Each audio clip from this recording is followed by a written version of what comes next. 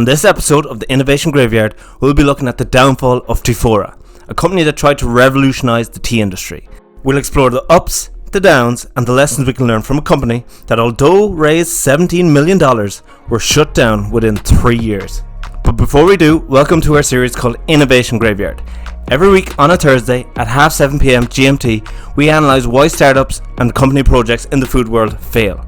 We delve deep and try and dissect the reasons and pick out key learnings that you can apply to your own projects and innovations. So subscribe and turn on the notification bell to never miss an episode. You may have heard of popular kitchen appliance brands such as Whirlpool, Samsung, Bosch, and even Miele, but I bet you've never heard of Teaforia.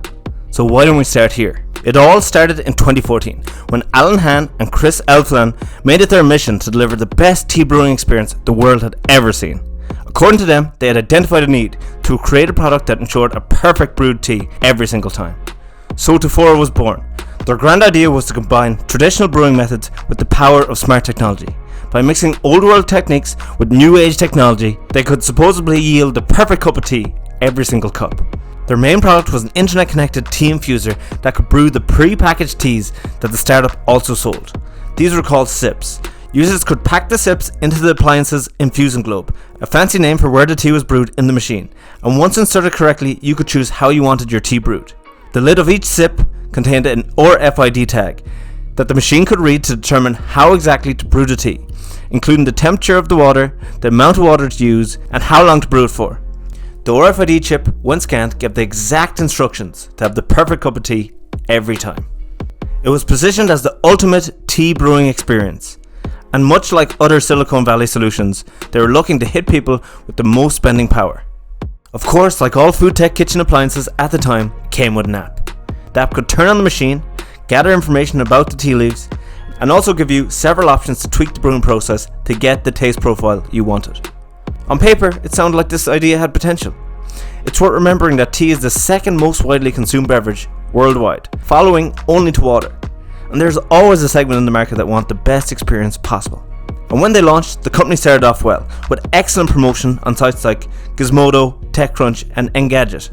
They were able to raise $17 million in a financing round led by Transcend Capital, Upfront Ventures, Lemnos Labs, Correlation Ventures, and Moose Partners, who all invested heavily in the company. But sadly, after 3 years of entering the tea market, they shut down. They'd failed to gain adequate traction for their product, and by 2017, they'd burned through all their investment and had to cease operation. Interestingly, when we look at the market for tea at the time, it was quite a promising market, with high single-digit growth. But even with a clear value proposition and plenty of venture capital, why couldn't Teaforia gain traction? Firstly, the price tag. Price is a perception of value, and high price can be a clever tactic to make a product seem better quality and more desirable.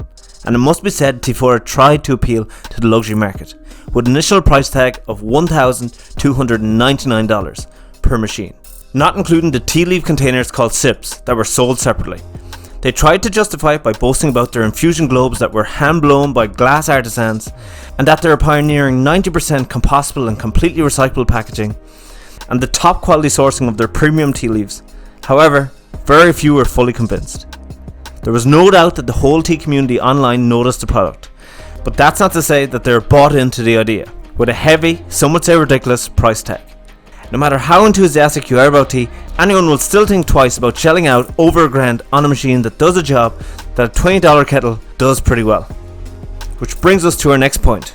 Truth be told, even if the price was more reasonable, Teaforia would have still struggled to sell their product because there just wasn't a demand for it. You see, the tea market is divided into two groups. The first are those who love the convenience of being able to toss a tea bag into a cup and pour water over it.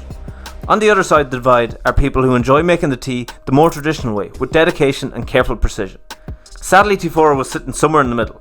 It lacked the convenience of just tossing a tea bag in, but it wasn't ceremonial enough for the traditional tea lovers.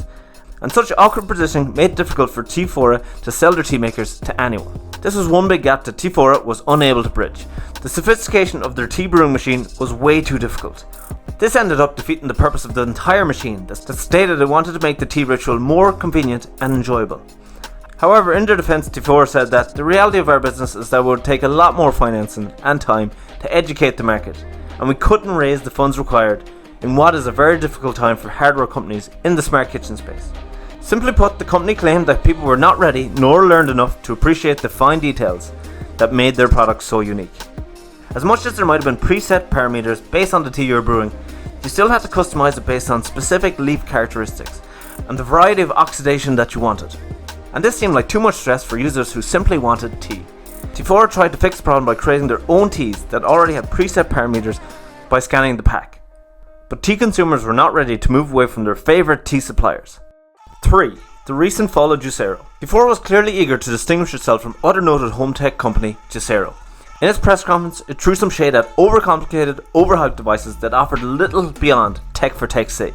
Juicero was a $700 juice maker that pressed prepackaged fruit bags to make the perfect glass of fresh juice. But Bloomberg proved that the machine was completely useless by squeezing the bag by hand to produce the same amount of juice in less time. We've made a video talking about Juicero, so you might want to check it out, link in the description. But like Juicero and so many other Silicon Valley products, the Teaforia sold a solution to a problem that didn't exist. It was trying to perfect something that was already very good through expensive, overcomplicated tech. Like Juicero, Teaforia had impressive tech specs. It could store 1.7 quadrillion tea recipes, had a 32-bit Intel microcontroller, and 1GB of RAM. And like Juicero, it took a simple product and tried to make it perfectly extracted and almost scientific. This well-known disgraceful fall made it difficult for customers to trust any smart kitchen appliance. The last problem we're going to discuss is the fact that reviews claimed that the tea didn't taste any better than the ones made using a kettle. And so this compounded the problem, discouraging people from buying the priced machine when it would taste the same as a regular cup of tea. Despite all the setbacks, Teaforia is still a company that many admire, with some saying they've made the best attempt so far to disrupt the premium tea industry. So some customers had heavy hearts when they heard that Teaforia announced the end of all business activities. Thankfully, the tea industry is still a massive one. There might be room for a premium product targeted at higher income tea consumers. And although Juicero and Teaforia entered the innovation graveyard, there are a number of smarter and slicker kitchen devices that have broken through. Just look at Nespresso and Keurig that help people drink delicious coffee at home. So who knows, maybe Teaforia has room for a major comeback. But that's a discussion for another day. And with that, we've come to the end of this video. For many more videos like this, be sure to hit the like button, subscribe to the channel if you haven't already, and turn on the bell notification so you never miss an upload. Thank you very much for watching, and see you next Thursday for another episode of the Innovation Graveyard. Leave us a comment and let us know what food trend you'd like us to cover next. If you enjoyed this video, then give this video a like. We'll have new videos coming every week in 2022. And if you'd like to learn more about some of the hottest food trends, sign up to our free trend reports on ghost kitchens, vertical farming and more. You can check out the link in our description. Absolutely free. Until next time, ciao ciao.